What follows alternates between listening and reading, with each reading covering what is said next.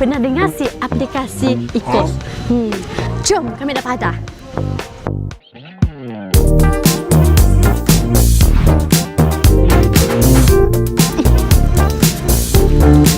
Kini tu, mungkin kita orang nak beli minyak masak, paket bersubsidi, kita orang perlu scan kod QR aplikasi tu dulu sebelum bayar. Sebenarnya, Ecos atau Electronic Cooking Oil Subsidy System tu merupakan sistem dari KPDN untuk pantau jualan minyak masak paket 1 kg. Tujuan utamanya adalah untuk memelihara hak subsidi rakyat.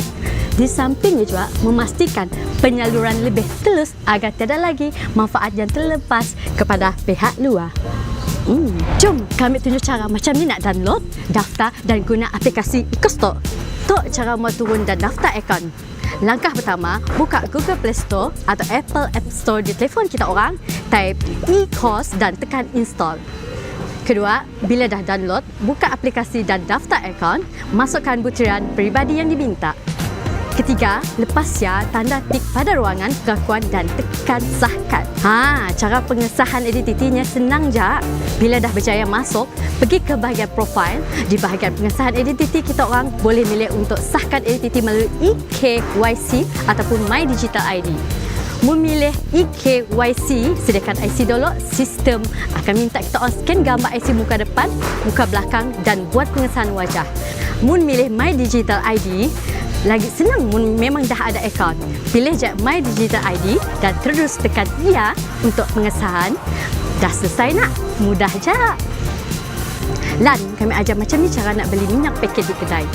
Yang pertama, pergi je ke mana-mana kedai yang ada jual minyak paket tu.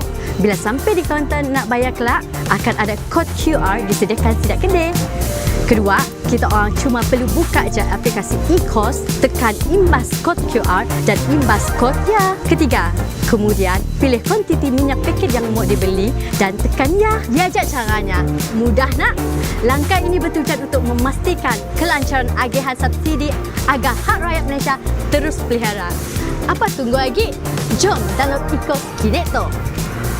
Untuk dapatkan pelbagai info menarik dan terkini, jom follow dan subscribe media sosial rasmi Jabatan Penerangan Sarawak. Jumpa lagi. Bye!